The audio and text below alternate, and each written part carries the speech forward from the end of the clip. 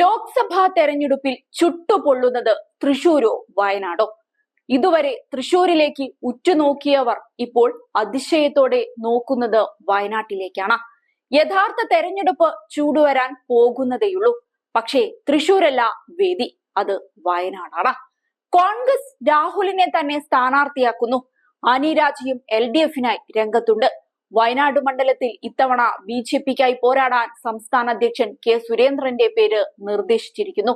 ഇതാണ് അതിശയങ്ങൾക്ക് വഴിവെച്ചത്. കൂടാതെ BJP സ്ഥാനാർത്ഥിയായി നുസ്രത് ജഹാൻ കൂടി ഇപ്പോൾ അരങ്ങത്തുണ്ട്. രാഹുൽ ഗാന്ധിയും ആനി രാജയും വിസിറ്റിംഗ് വിസക്കാരും തന്റേത് സ്ഥിരം വിസയുമാണെന്ന മുന്നവച്ച പരാമർശവുമായാണ് സുരേന്ദ്രൻ വയനാട്ടിലേക്ക് എത്തുന്നത്. രാഹുൽ MP ആയ ശേഷം മണ്ഡലം മറന്നു. രാഹുൽ വന്നതിനേക്കാൾ കാട്ടാനയും കാട്ടുപോത്തും കരടിയും പുള്ളിപ്പുലിയും വന്നു. അന്നൊന്നും രാഹുലിനെ മഷിയിട്ട് നോക്കിയിട്ടും കണ്ടില്ല. ഇത്തവണയും ലോക്സഭാ തെരഞ്ഞെടുപ്പിൽ കോൺഗ്രസിന്റെ മുഖമായ രാഹുലിനെതിരെ ശക്തനായ സ്ഥാനാർത്ഥിയെ നിർത്തണമെന്ന ആലോചനയിൽ നിന്നാണ് സുരേന്ദ്രന്റെ പേര് ഉയർന്നു വന്നതെന്നാണ് വിവരം.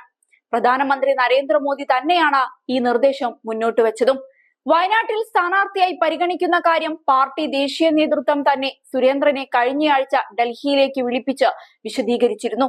ഇത്തവണ ലോക്സഭാ തെരഞ്ഞെടുപ്പിന് ശേഷം സംസ്ഥാന അധ്യക്ഷ പദവി ഒഴിയുമ്പോൾ സുരേന്ദ്രന് അർഹമായ സ്ഥാനം ഉറപ്പാക്കുന്ന കാര്യത്തിലും ധാരണയുണ്ടെന്നാണ് വിവരം.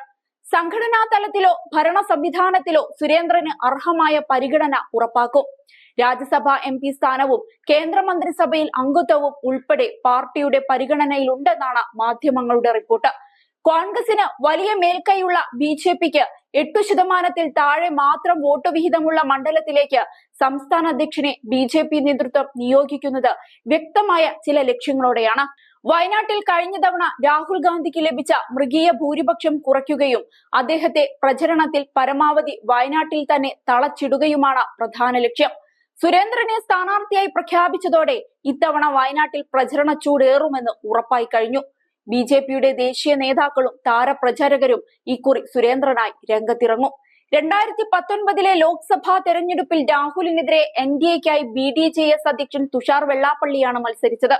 ഈ സാഹചര്യത്തിൽ രാഹുലിനെതിരെ ശക്തമായ മത്സരമെന്ന പ്രതീതി ജനിപ്പിക്കാനാണ് സീറ്റ് BDJSൽ നിന്ന് ഏറ്റെടുത്ത് സംസ്ഥാന അധ്യക്ഷനെ തന്നെ സ്ഥാനാർത്ഥിയാക്കാൻ BJP തീരുമാനിച്ചത്.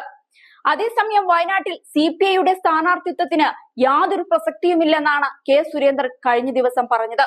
വയനാട്ടിൽ കോൺഗ്രസിന് മേൽക്കോയ്മ ഉണ്ടെന്ന് പറയുന്നതും പ്രതികൂലമാവില്ലെന്നും അദ്ദേഹം പറഞ്ഞിരുന്നു. നെഹ്റു കുടുംബത്തിന്റെ കുത്തകയായിരുന്ന അമേഠിയിൽ വരെ മാറ്റങ്ങൾ ഉണ്ടായിട്ടുണ്ട്. വയനാട്ടിൽ രാഹുൽ ഗാന്ധിക്കെതിരെ ശക്തമായ മത്സരം വേണമെന്ന കേന്ദ്ര നിർദ്ദേശപ്രകാരമാണ് ഈ ലോക്സഭാ തെരഞ്ഞെടുപ്പിൽ മത്സരിക്കുന്നത്. MP എന്ന നിലയിൽ രാഹുൽ ഗാന്ധി വയനാട്ടുകാർക്ക് ഒട്ടും സ്വീകാര്യനല്ലെന്നും അദ്ദേഹം എന്ത് ചെയ്തില്ല എന്നത് വോട്ടാകുമെന്നുമാണ് സുരേന്ദ്രൻ പ്രചരണത്തിൽ തട്ടിവിടുന്നത്. ഞാൻ ഈ നാട്ടുകാരനാണ്. എന്റെ പൊതുജീവിതം ആരംഭിച്ചത് വയനാട്ടിലാണ്. അവിടെ യുവമോർച്ച ജില്ലാ പ്രസിഡന്റായാണ് രാഷ്ട്രീയ ജീവിതം തുടങ്ങുന്നത്. 10 വർഷം ഞാൻ വയനാട്ടിൽ സ്ഥിര താമസക്കാരനായിരുന്നു. ആ നാട്ടുകാരുമായി എനിക്ക് നല്ല ബന്ധമുണ്ട്. തദ്ദേശീയനും നാട്ടുകാരനുമായുള്ള ഒരു സ്ഥാനാർത്ഥിയാണ് ഞാൻ. അതിന്റെ പ്രയോജനം തീർച്ചയായും ജനങ്ങൾ എനിക്ക് നൽകുമെന്നാണ് സുരേന്ദ്രന്റെ വാദം. പക്ഷേ ഒരു കാര്യം പറയാതെ വയ്യ, സുരേന്ദ്രൻ എന്ന വ്യക്തിയെ വയനാട്ടുകാർ ആഗ്രഹിക്കുന്നില്ല. ഇതുവരെ വയനാട്ടിൽ നടന്ന സർവേകളിൽ സുരേന്ദ്രനെ ജനങ്ങൾ ആട്ടിയോടിക്കുന്ന രീതിയിലുള്ള മറുപടിയാണ് നൽകിയത്.